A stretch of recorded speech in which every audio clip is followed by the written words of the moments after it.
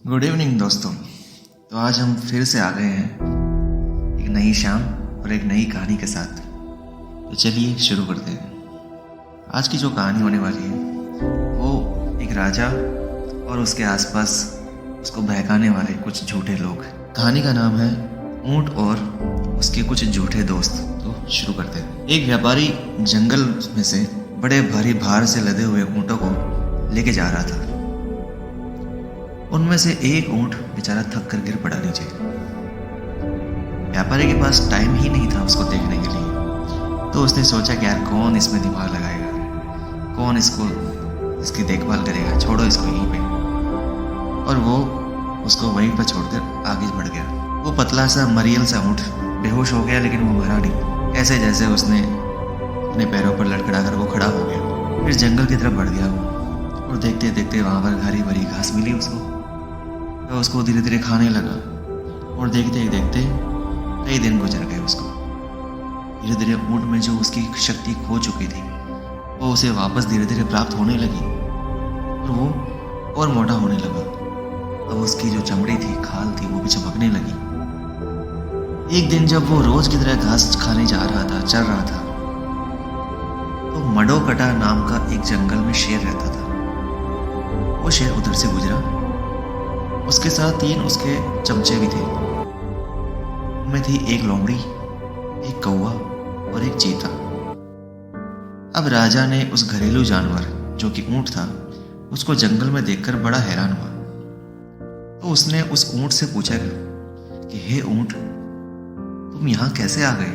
ऊंट ने अपनी सारी कहानी सुना दी। जब शेर ने उसकी कहानी सुनी कि ऊंट के स्वामी ने इस प्रकार उस पर निर्दयी बनकर उसको वहीं पर छोड़ दिया था, तो बेचारे शेर को उस ऊंट पर दया आ गई। शेर ने कहा, अच्छा कोई बात नहीं, अब तुम्हें किसी से भी डरने की जरूरत नहीं है। अब से तुम मेरे संरक्षण में रहोगे, और मैं इस जंगल का राजा हूं, और तुम हमारे साथ शांति से रह सकते हो। ये सुनकर ऊंट खुश हो गया।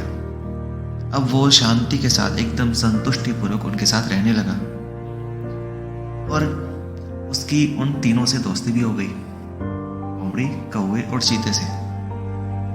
काफी समय गुजरा। एक दिन जंगल के राजा शेर और हाथी के अंदर युद्ध हो गया, लड़ाई हो गई। हाथी ने अपने बड़े बड़े दांतों से शेर को घायल कर दिया और वहां से चला गया। शेर अपने आप को घसीटते हुए किसी प्रकार से ले जाते हुए गुफा तक पहुंचा। वह निर्बल हो चुका था और वहां से लाचार होकर वहीं लेट गया वो। जब उसके तीनों साथी उसके पास हमदर्दी जताने आए, उसके जो चमचे थे, तो उसने उनसे कहा, शेर ने अपने तीनों चमचों से कहा कि मेरे लिए कुछ खाना ढूंढ कर ले आओ। जब तक कि मुझ में चलने दौड़ने की शक्ति नहीं आ जाती, तब तक तुम मेरे लिए खाना लेके आओ। अब तीनों साथी खाने की तलाश में निकल गए। शाम होते होते उनको कोई भी जानवर, ऐसा कोई जानवर नहीं मिला जिससे शेर की भूख शांत हो सके। इनमें लोमड़ी बड़ी चालाक थी। वो शेर के पास जाकर बोले, महाराज, हम शिकार ढूंढने के बजाय क्यों ना इस ऊंट को ही मारकर खा लें? क्या कहते हो? वो वैसे भी हमारे लिए एक अजनबी ही तो है, और उसे राजा के लिए मार डालने में कोई गलती भी नहीं है। आप तो राजा हो। शेर को यह सुनकर बड़ा गुस्सा आया। बोले, तेरा दिमाग खराब है? मैं अपनी शरण में आए जानवर को कैसे मार सकता हूँ? मैं ये कभी भी नहीं करूंगा। तो लोमड़ी ने कहा, बोले, महाराज, मुझे पता है आप अच्छे दिल वाले हो, आपके नेक ख्यालात हैं, लेकिन यदि एक बात बताओ, हमारे में से कोई भी आपकी जान बचाने के लिए या आपके लिए हम आपको हवाले कर दें, तो इसमें कोई गलत बात तो नहीं है, और आप इसे कैसे ठुकरा सकते हैं? क्योंकि आपने भी तो कई बार हमारी रक्षा की है, अपनी जान पर खेलकर हमारे लिए खाना लेके आए हो, हमारी जान बचाइए। भूखा शेर इस बार मना नहीं कर पाया। लोमड़ी अपनी चालाकी पर खुश होकर जल्दी से अपने सारे दोस्तों के पास पहुंच गई, और वहां जाकर कहने लगी, हमारा राजा भूख से मर जाएगा, क्योंकि हम कोई शिकार अभी तक ढूंढ नहीं पाए हैं। लेकिन वो एक बात के लिए मान गया है, यदि हम में से कोई अपनी मर्जी से उसका भोजन बन जाए तो काम बन सकता है।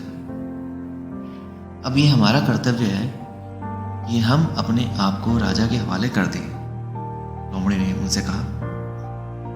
लोमड़ी, कौवा और चीता तीनों राजा शेर के पास पहुंच चुके। सबसे पहले कौवे ने कहा, हे नेक राजा, मैं अपने आप को खुशी से आपको समर्पित करता हूँ।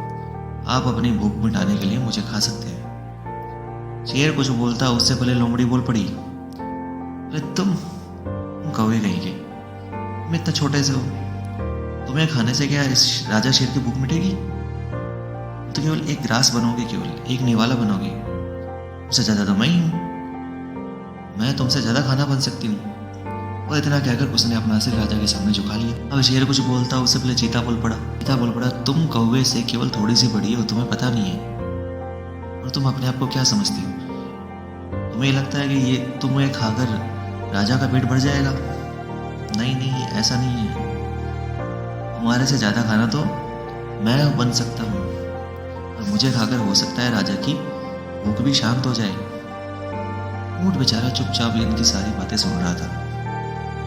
राजा के सारे मित्रों ने, जो उसके चमचे थे, उन्होंने अपनी जिंदगी राजा के हवाले करने को कहा, लेकिन उसने किसी को भी छुआ नहीं। ऊंट ने सोचा कि मुझे भी अपना आदर पेश करना चाहिए और अपने आप को उसके हवाले कर देना चाहिए। अब ऊंट आगे आया और जोर से बोला, ये मेरे प्यारे मित्र चीता, तुम और शेर तो एक ही जाति के हो ना, तो तुम्हें कैसे मारेंगे, तुम्हें कैसे खाएंगे? आप मेरे को ही खा लो। ज्यों ही ऊंट ने ये कहा कि आप मुझे खा लो, इतने में तीनों, चीता, कौवा और लोमड़ी, उस बेचारे पर टूट पड़े और उसको वहीं मार डाला। बेचारा ऊंट मारा गया क्योंकि उसने अपनी बुद्धि का प्रयोग नहीं किया। इसीलिए कहते हैं कभी कभी हमारे आसपास के जो दोस्त हैं उन पर जरूर नजर रख लेनी चाहिए।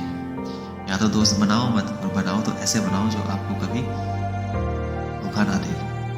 और कभी कभी अच्छे नेता के चारों ओर गलत सलाह देने वाले लोग भी घिरे रहते हैं, जो कि अपने ही मित्रों को धोखा देने से चूकते नहीं हैं। इसलिए राजा का ये कर्तव्य होता है कि वो हर किसी की बात पर, सुनी सुनाई बातों पर विश्वास ना करे और अपने आसपास कुछ बेहतरीन लोग रखे। तो आज की कहानी से ये बात समझ में आई। अगले बार फिर मिलेंगे एक नई कहानी के साथ। तब तक के लिए धन्यवाद।